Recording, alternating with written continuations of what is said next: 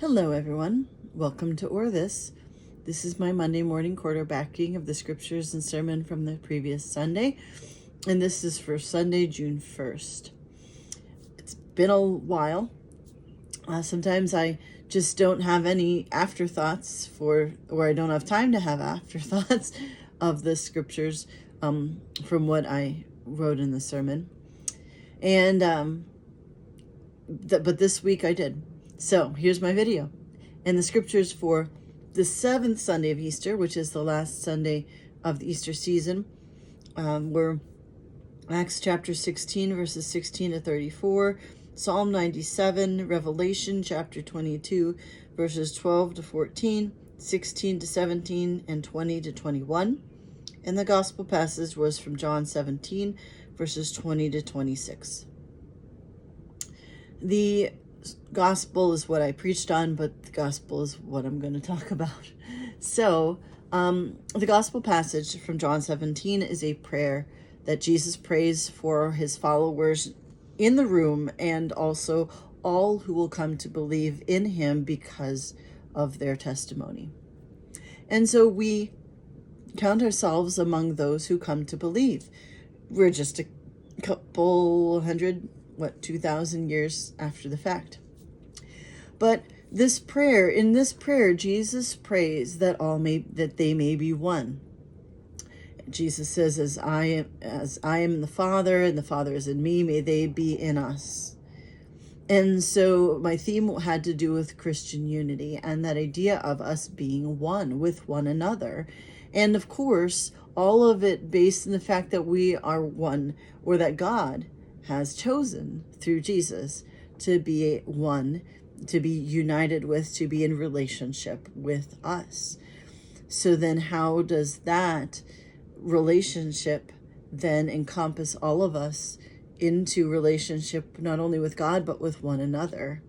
And I talked in my sermon about at least two challenges that that we face with Christian unity. The first, of course, is between denominations, between different church bodies. So Lutheran and Catholic and Episcopalian or Presbyterian and non-denominational and Pentecostal and AME and Methodist and UCC, all of these different Christian denominations. And we certainly have efforts and dialogues going on between our denominations to promote our relationship, or the Christian siblingship that we have with one another, to improve those connections. Then I talked about some of the things that can get us very divided, particularly in our current times, from political things, from hot button issues that are being discussed now. And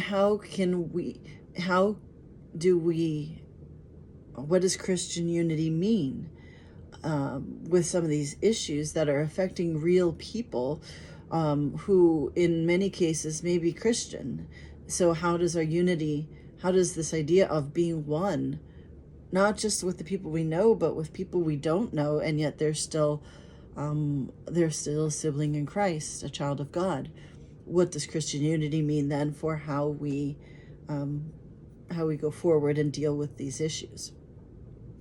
But in this video, I wanted to talk a little bit more close to home about the idea of Christian unity within our congregations. Now, certainly people have their opinions about different things. We have Steelers fans, we have Browns fans in the congregation. I'm just kidding. We do, but those aren't the hot button issues I'm talking about. People are different. People have different opinions. People have different backgrounds. People have come from different experiences. So we all come at things differently. And yet, the idea of being part of a Christian community, a church body, a church family, is the idea that we are connected in relationship with one another. And sometimes in experience, even in the short time that I've been associated with knowing enough about churches, there are complications in some cases to that.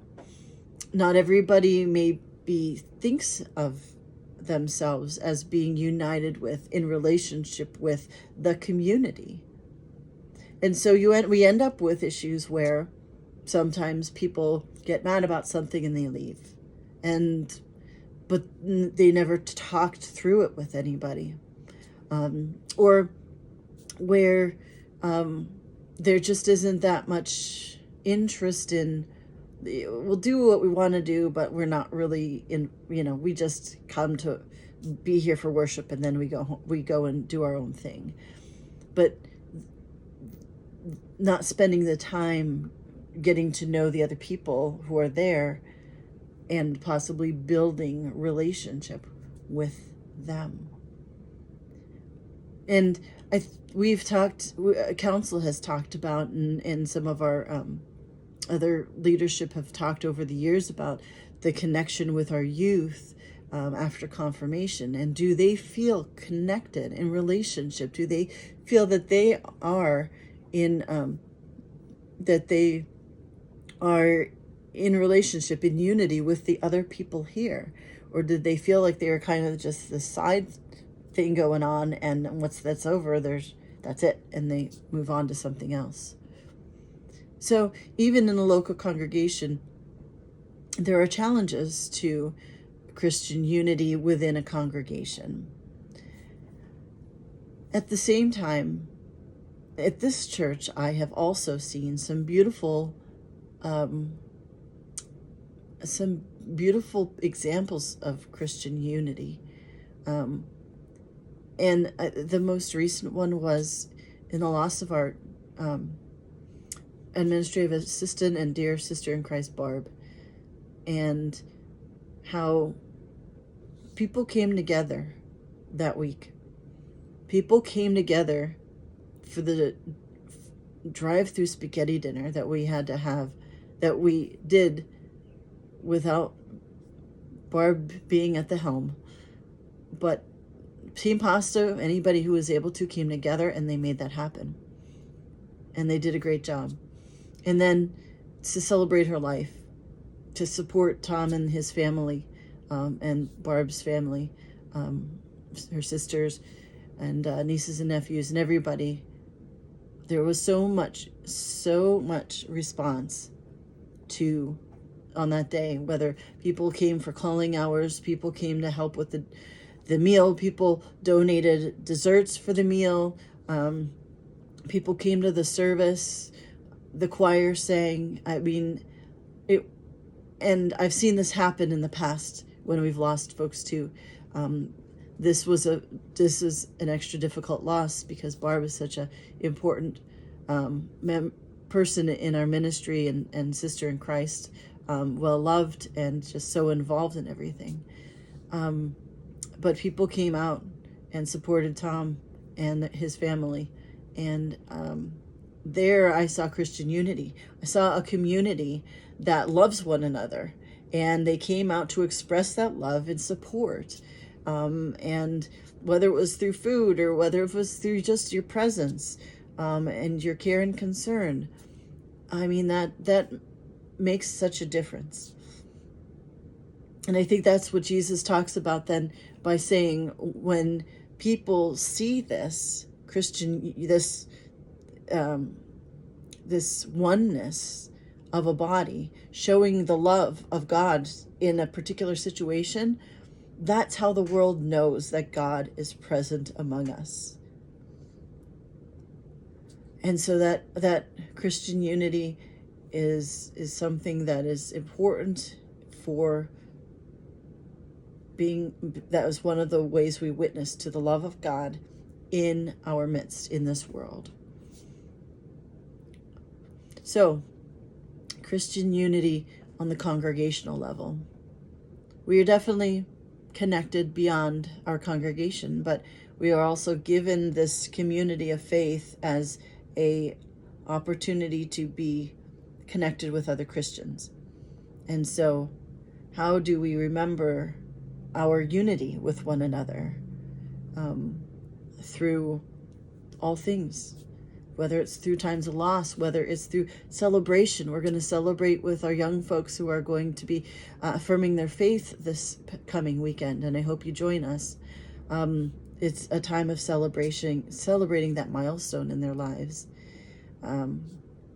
Whether it's just worshiping together on a regular basis and knowing that when you come here, you find a little bit of respite from the craziness of life, people who will listen to what's going on and just be there for you. It's a beautiful thing. And that's the gifts that Christian unity can be in our lives for us and for the world around us. So those are some thoughts I had on the scriptures for this week. Feel free to share your thoughts in the comments. And thank you so much for watching. God bless.